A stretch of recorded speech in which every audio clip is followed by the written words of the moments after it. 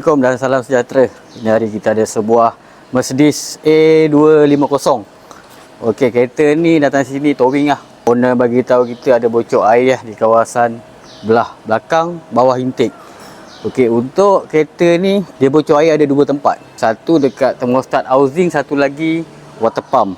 Kedudukan dia pun berbeza. Satu water pump dekat area depan ni. Thermostat housing dekat bahagian belakang. Jadi inilah barang-barang dia yang kita tukar. Okey, ini adalah dia punya water pump. Kita nampak macam elok kan. Tapi nampak ni kawasan belakang dia ni, dia punya stopper dia. Stopper dia nampak ni, ni dah leaking lama ni. Ni bukan leaking baru, leaking lama. Cuma benda dekat tepi jadi kita tak perasan dia ada leaking. Ini dia punya thermostat housing. Nampak tak ni? Dia terkopik. Ni yang bocor kuat ni kat thermostat housing dia ni. Okey, kat sini saya nak tekankan untuk coolant, kalau macam kereta ni kan kereta konti. Kalau kita ikut spek dia ni tak sesuai. Sebab apa? Kereta ni dia dah berada di Malaysia, bukan berada di tempat yang sejuk. Sebab kalau kita tengok dia cair coolant dia. Cair macam air. Jadi macam mana dia nak jaga kita punya komponen seperti water pump, thermostat. Ni dia punya komponen dia semua jalan plastik, nampak ni. Dia tak macam kereta Malaysia jalan besi. Kereta konti dia kebanyakan material dia plastik. Jadi kalau kita pakai coolant ikut spek dia boleh. Cuma untuk jaga kita punya komponen seperti yang barang plastik ni macam tak sesuai lah. Dia kena pakai coolant yang dekat Malaysia. Ni pula dia punya tank untuk isi air. Ni dia punya pipe.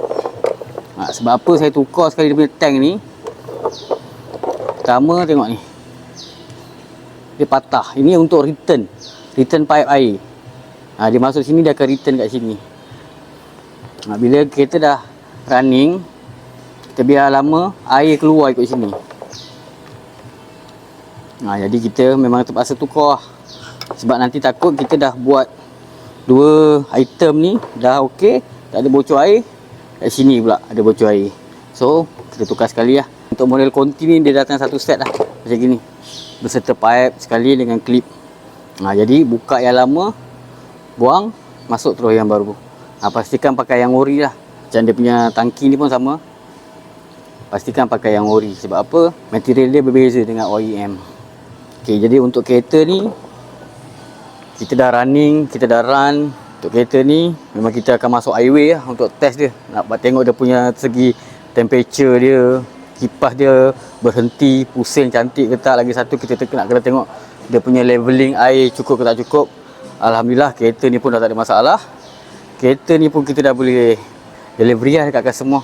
Okey, itu saja untuk perkongsian saya hari ni. Mana nak servis kereta, mana nak repair kereta, tekan link bio di bawah. Assalamualaikum.